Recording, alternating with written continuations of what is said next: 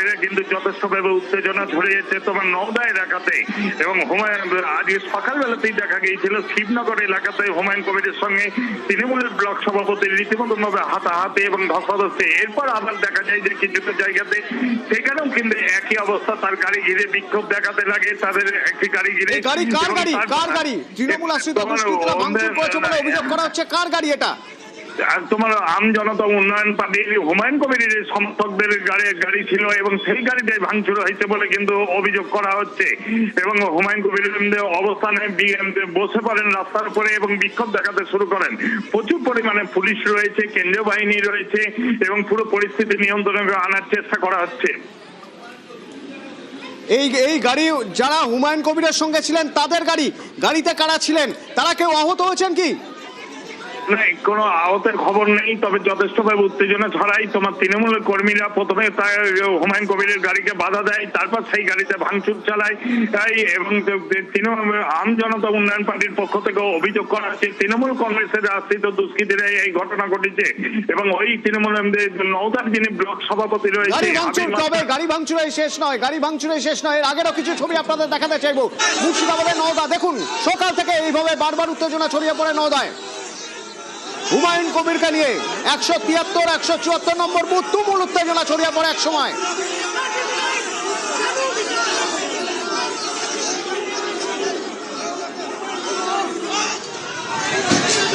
হুমায়ুন কবির অভিযোগ করেন বুথ এজেন্টকে নাকি বের করে দেওয়া হয়েছে। এবার দেখুন সেই সময়ের ছবি, ভাঙচুরের ছবি। একটু আগে যে গাড়ি ভাঙার ছবি দেখাচ্ছেন দেখুন।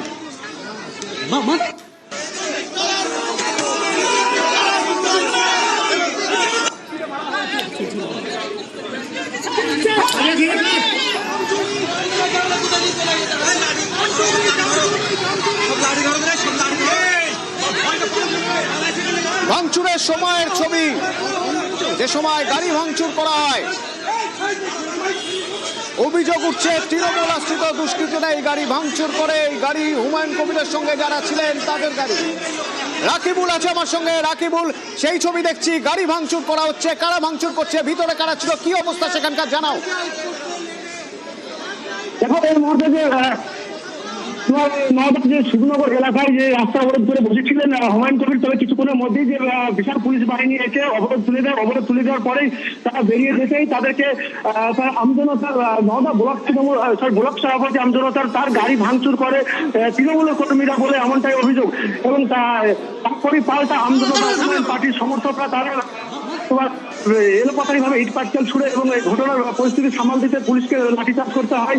লাঠিচার্জ করে পরিস্থিতি কোন রকম কিছুটা হলে থমথমে রয়েছে, তবে এলাকায় ব্যাপক উত্তেজনা রয়েছে।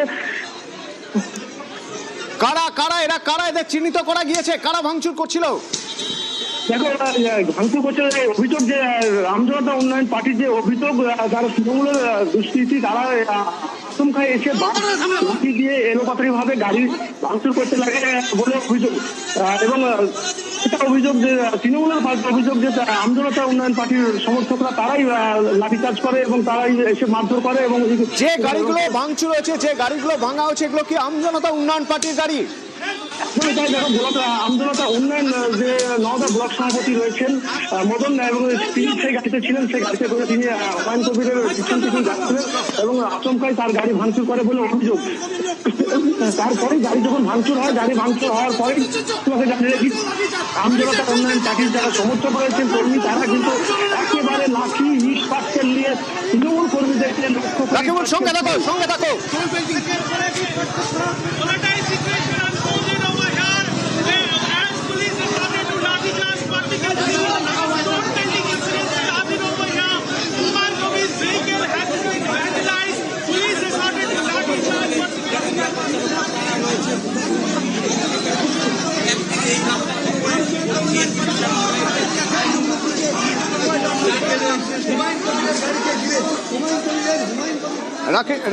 রাকিবুল, যে ছবি আমরা দেখছি এটা নয়দার কোন জায়গার ছবি?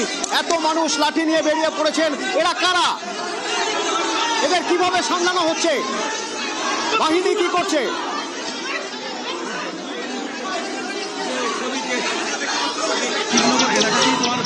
অবরোধ করেছিলেন এবং অবরোধ কিছুক্ষণ আগে পুলিশ বাহিনী বিশাল পুলিশ বাহিনী এসে এবং কেন্দ্র বাহিনী তাদের যৌথ এসে অভিযানে অবরোধ তুলে দেয়। অবরোধ তুলে দেওয়ার পরেই হুমায়ুন কবির যখন ফিরিয়ে যায়, যাওয়ার পথেই কিন্তু আমজনতা উন্নয়ন পার্টির ব্লক সভাপতির গাড়ি এসে ভাঙচুর করে তৃণমূলের কর্মীরা বলে অভিযোগ।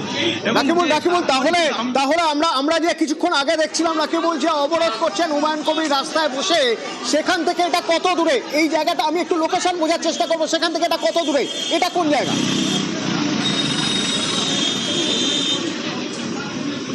দেখুন, অবরোধ যেটি হচ্ছে তোমার একেবারে নওদা আমতলা রাজ্য সড়কের শিবনগর এলাকায় একেবারে রাজ্য সড়ক অবরোধ করে বসেছিলেন এই হুমায়ুন কবির।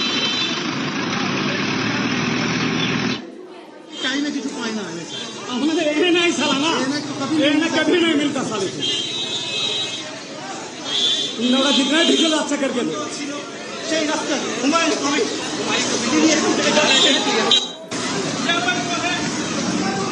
সামাজিক গাড়িতে চাপ আগে চাপ। আরে এইটা না এইটা চাপ।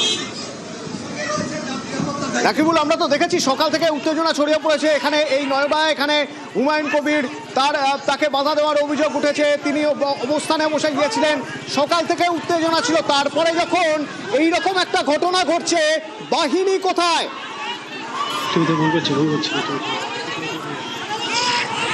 দেখো, এই মুহূর্তে পুলিশ বাহিনী প্রচুর মোতায়েন রয়েছে। তোমাকে জানিয়ে রাখি এই মুহূর্তে হ্যাঁ রাকিবুল, আমরা দেখতে পাচ্ছি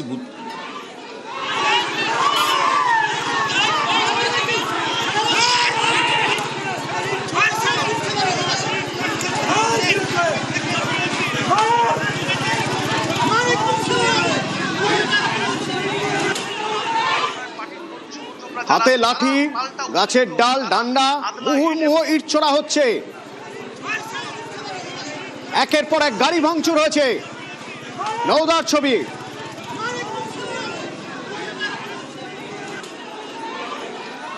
আজ সকাল থেকে উত্তপ্ত হয়ে উঠেছিল এই নওদা, এবং সেখানে দেখা গিয়েছিল যে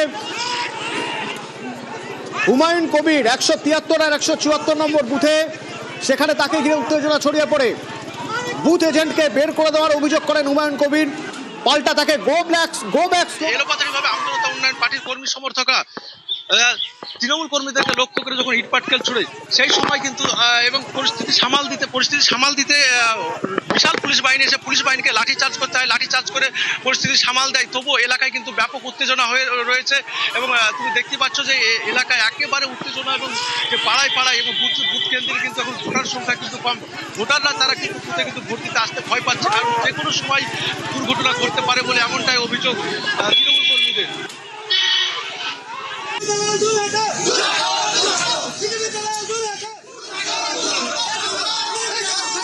বেড়াচ্ছেন, ইট ছুড়ে যাচ্ছেন, এরা কারা? বাহিনী পর্যাপ্ত সেখানে ছিল না। মুর্শিদাবাদে তো সবচেয়ে বেশি বাহিনী দেওয়া হয়েছে, বাহিনী কোথায় ছিল? এরা এক জায়গা হলেন কি করে? হঠাৎ করে এতজন মিলে গাড়ি ভেঙে ফেললেন, এতগুলো গাড়ি ভাঙচুর করলেন, লাঠি নিয়ে তেড়ে চলে গেলেন, এলাকা দাপিয়ে বেড়াচ্ছেন। কিভাবে হলো এটা? বাহিনী তখন কত দূরে এখান থেকে?